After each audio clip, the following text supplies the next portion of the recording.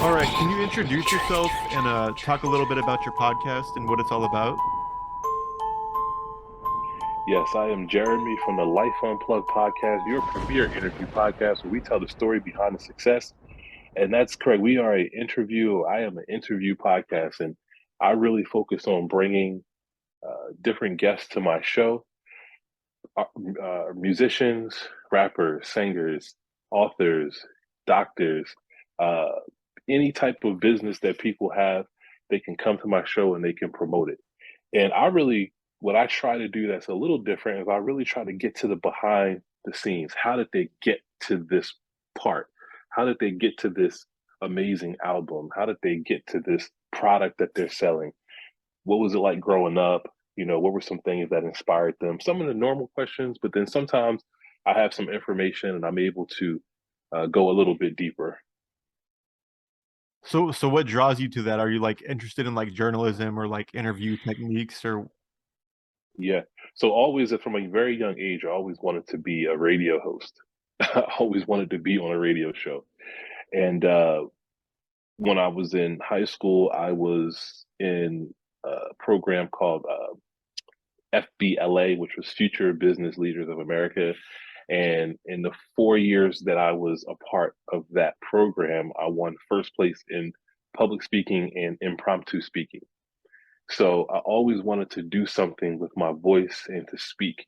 And when COVID hit, as many people did, um, podcasting seemed like a great way to kill some time when we were all stuck in the house. So I took advantage of the opportunity when I initially started out. The podcast was only about family because what we were doing is every Friday night, every Friday night, our family would get together and do a Zoom night. And there'd be like, it was basically all the cousins because we live in all different parts of the country. And I was like, I should put this on a podcast because actually what I was doing is I was learning all these stories about family members that I didn't know. And at the time when I got married, I'm the oldest cousin of all the cousins. So when I got married pretty young, like right around 19 or 20. All the cousins were like 12 and 13 years old. So I missed out on a lot of stories, a lot of stuff that was happening. So when we were doing this family Zoom night, I was starting to hear all of these stories. I was like, man, I want to do a podcast and I want to talk about family. Well, I quickly realized that while I had some interesting stories in the family, that I just wanted to do something a little bit more because I saw that this was just a bigger platform. So I just I started what was called a support series podcast for new podcasters, and then it just kind of grew from there. how many episodes are you in now? 60 total, 59 or 60. So in this, so I broke it up into two different seasons, which I don't think that I'll do going forward. It's just going to be, um, it's just going to be ongoing episodes from now on. And I believe, just to double check,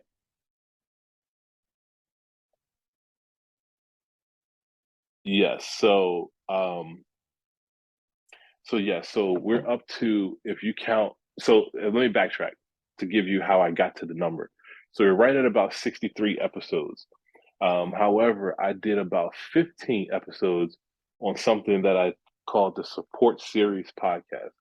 Now, the Support Series Podcast was an IG Live podcast that it was exclusively on IG Live, and it was centered around showing support for new podcasters. When I came into podcasting in this Instagram community and these different online forums, I was looking for support. I was looking for who can I talk to? Who can I ask questions? How do I get my podcast out there? And at the time, it didn't seem like there was a lot of avenues to do that. So I decided, let me start this support series podcast. So it was really to look for people that were saying, hey, I'm releasing my first episode. And I would really target those individuals and bring those individuals on And they were super excited because it was their first episode and it was their baby and they had built up to it. So they would come on and talk to me. Well, what happened is people started reaching out to me for, well, I'm a musician, or I'm a director, or I'm author, and they just started coming on and it just morphed. So I said, well, I want to take this style, but I just wanted to be. I didn't want to continue IG Live. I wanted to put it into just a podcast. So that's where I started, with just interviews and just from all different people. So it's just random. You're not focusing like music or true crime or comedy, or it's just like whatever you see is whatever you go after. Yes, so I will in this next. So I took about 5 months off just to kind of, I had some stuff going on, and just to clear my mind and just to kind of see what direction I want to go in. I do want to be a little more purposeful with it. So, for instance, I have the next 4 or 5 interviews that I have lined up. They are with people who have a specific product that's coming out like now. So I have a couple of musicians who have new albums that are being released like within the next month. They have singles out that are just recently released, or authors who have just written books. So I have two authors and one singer and one rapper. So they're all releasing stuff right now. So I'm really going to focus on people that have something going on right now, as opposed to just randomly speaking to different people. But sometimes people just reach out and it just works out that the person has a great story and it's just a collaboration to do. Has there ever been anything that's been too weird where you're like, nah, I'll pass? Not too weird, but I have had people send me music that wasn't good, and I and they're like, can I get on your show and do an interview?" And I'm like, "Yeah, I'm a little booked up, man. I got yeah, I can't do it." So that's probably the main thing. I do try to keep it family friendly. So there are certain types of podcast collaborations or people that I won't reach out to unless I can find a way to keep it wholesome. But I also don't stop people from doing what they do on their podcast. So, like, if I collab with another podcast, like for instance, I collaborated with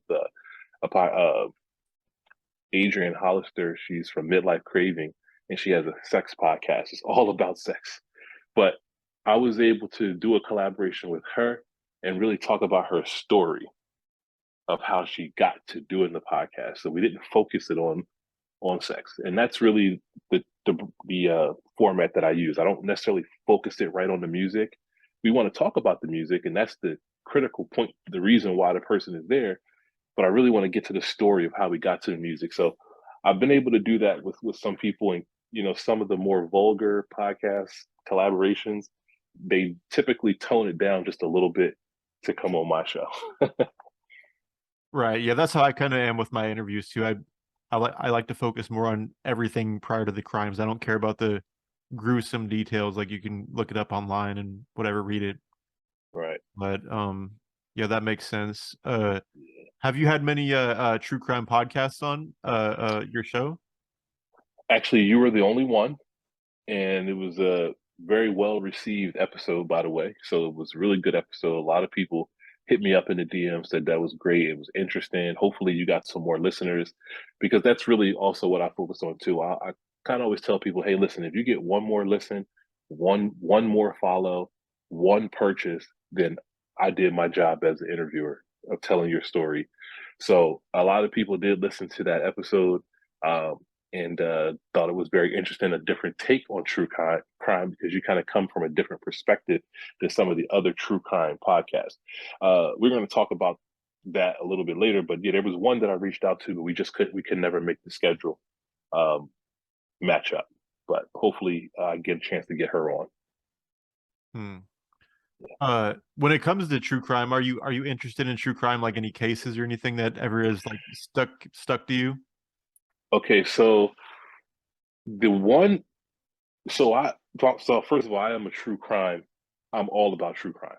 Like, I'm talking like hours and hours and hours. My wife and I will sit and watch these show, like these datelines from you know, serial killer, forensic file, ID channel. Like we love to watch those shows. We're just intrigued by, what happens, and it's just entertainment for us, to sit and watch it. Just kind of something that we do. I will say that the one case that bothered me, that kept me from sleeping, was the Washington D.C. sniper shooting where he had I forget their names, Lee Boyd but Malcolm and John Allen Muhammad. that's it. I watched a documentary on that. It was like maybe about a 5-part documentary or something, and that case bothered me. It was just disturbing to me, and it was one that maybe even for 2 or 3 nights that I had difficulty sleeping. And it wasn't even the most gruesome case that I've ever heard or seen. There's some much worse ones. But that was one that just kind of bothered me. I don't know if it was just the story, the manipulation, just the things that took place, just the callousness of his voice when when they talked and told these stories, maybe some of the reenactments and different things of how they did it. It just stuck with me. It was a case that bothered me the most. Typically, the cases don't bother me. I think that sometimes I do, as I watch. One of my favorite ones is First 48, Mm-hmm. and it's First 48 is typically centered around a Black community. So you see, young Black boys or girls killed. So I have a 21-year-old son and a 28-year-old daughter. So it hits home when you either see a young person murdered or they committed the crime and they get 30 years, 40 years, a life sentence. And so you're like, man, that's my son. What if he got 20, 30, 40 years right now for doing something stupid, for just being there? Maybe not even committing the murder. Probably another one was the Central Park Five. Mm-hmm. Uh, these are like the big ones, but it was just disturbing in the fact that they didn't commit the crime. Yeah, and people are to this day, people are still calling for them to be killed and go back to prison. And Yes. yeah, that's trial by media. That's how Yep. bullshit. I mean, Yeah. Exactly. So that was one that I did watch that documentary, and I watched a ton and read a ton of stuff after that just to see like what went wrong, what happened. But they were taken advantage of, and it's an unfortunate situation. And I mean, the one kid, he only went down there just so his friend didn't go by himself, and he ended up spending the most time in prison. yeah. And it was just an unfortunate situation. I mean, he'll never be the same ever. Um, but yeah, it's just I think that true crime is important because it opens. Surprisingly, right? People still do dumb things like murder people. That's the first thing. But then sometimes people are not aware of their surroundings, and they go off, put the AirPods in, and they do stuff and they get themselves in trouble. But I think it's one of these things that it should be eye opening, and it should be bring awareness. We have cameras all around the house. We, we use, you know, soft tracking apps on the phone. We call each other. Where's everybody at? So it's just constant. And I always say, we have enough stuff that you're going to know who murdered me and where I am. But you might not ever catch them. But I mean, at least you'll find the body. So Is there anything else that you have going on right now that you want to talk about? Whether it be like any upcoming episodes or anything of the sort? yes. So as I had mentioned, I did take like a 5-month break from podcasting just to take care of some personal matters and just decide if I really even wanted to come back to podcasting. And I did decide to come back to podcasting. So I will resume interviews on September 13th. So what I have coming up is I have a Philadelphia native musician, singer. His name is Noah Richardson. He has an album release that's coming up on August 26th. And since I'm in Philadelphia, he's in Philadelphia. We're gonna do the interview, but he has a live show coming up on September 17th. So the nice thing is I'll get to go to the live show. And I already spoke to him. I said, hey, can we get some video footage? I'm a hobbyist photographer. I said, I'll take some good pics for you. So we can do some stuff, do some promo around the episode. So my first comeback episode after having a 5-month break will be September 13th. But after that, I'll resume dropping weekly episodes. So I have a Reese L. Black. He's a rapper from the San Francisco Bay Area, but he's also a fellow podcaster. He's a co-host of the CO2 Carbon Ops Rawcast podcast, and he has he just put out 2 new singles, Leo Season and Magnificent, and so I'll be interviewing him and just kind of talking about kind of a different direction that he's been going in with music, and what's happening with his podcast. And then we have Katina Davis, who is a domestic violence survivor. I actually interviewed her in one of my earlier episodes when I first started podcasting, but since that episode, she has gone on to form a nonprofit organization for domestic violence, and she does a lot in the community in Atlanta, Georgia, DeKalb County, surrounding domestic violence. And she also wrote a book, and that book is It's Okay to Be Broken. If we can bring it closer. Well, I got here we go. It's Okay to Be Broken by Katina Davis. So I'm in the process of reading this book now. I actually just got it today. And so I'll be in the process of reading the book, and I'll be doing the interview for her. And she also, of course, I got this filter on there, but your voice Oh, that's matters. awesome. That's awesome. Yeah. See if I can get it there. What kind of ribbon is that under there? So it's a ribbon for Break the Silence of Domestic Violence speaking, and then her logo is the tree. And she goes by the melanin motherhood on Instagram. So I have those are the first 3 comeback episodes, real strong episodes. I think they'll be really good. Hope they'll be well received.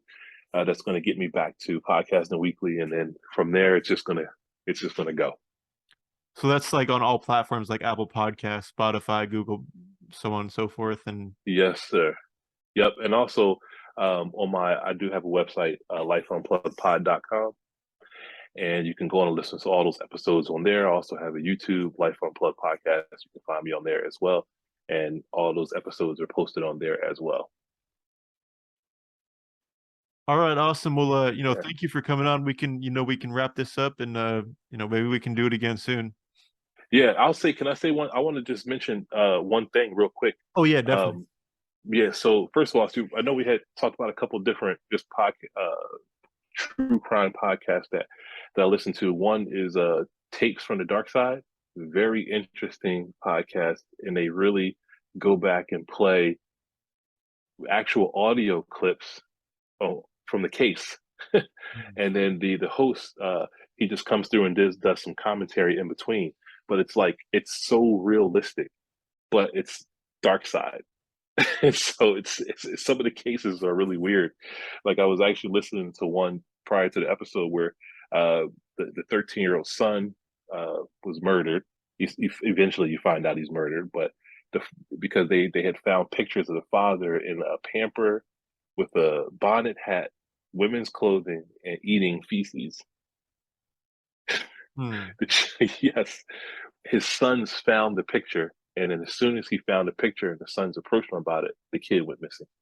Oh, what was? And out in Denver. Okay, what was his name? Okay, Dylan was the kid's name. Riverton. Dylan. I had. Oh man. That case sounds familiar. I remember somebody talking about something like that not that long ago. It was of course I can't find it now real quick, but yeah, it was not that long, 2012, 2013. Okay, it's Dylan is Mark Redwine, that's who it was. Yeah, I just looked it up. Yes. Yep, there you go. Yeah, out of Colorado. Actually know a guy that writes them or used to write them. That's why that sounds familiar. I just had to. Yeah, that's exactly who it is. So I was checking that case out, but just the way that he does that podcast is really good. The other podcast is by a young lady named Amar, and it's called Black Girl Gone, and it focuses on missing Black women that don't get the media attention. Unfortunately, in the Black community, when girls go missing, they just don't get the media attention that sometimes, like a John Benet Ramsey got, or like others, the Lacey Peterson cases and all these other cases that get wide media attention. There's many, many, many more young Black girls that don't get the attention. And one that I wanted to highlight in particular is also a fellow podcaster, host of the Rosie Perspective podcast, just more of an entertainment podcast, pop culture. Just, she has a lot of fun on her podcast, but her sister was murdered 10 years ago and the case went unsolved.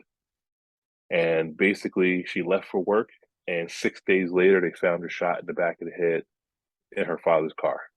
And this was out in somewhere in Massachusetts, in Everett, Massachusetts, I believe. And her name is Charlene Roseman. And so Amar did a episode on her podcast reviewing the case, but the murderer was never found. They did find someone who they said they had convicted of perjury because they said they had enough information to know that he was lying about knowing what happened to her, but he only did 1 year. They never found the murderer. So, obviously, if anybody has any information about, the murder of Charlie Roseman, they can reach out to the Rosie Perspective podcast on IG, or Travel with Rosie on IG as well. And you can reach out to her and you could talk to her and, help them solve their case. Because it's been over 10 years. And it's just unfortunate that, they gone so many years without knowing what happened to their sister, who just woke up one day and left for work and never came home.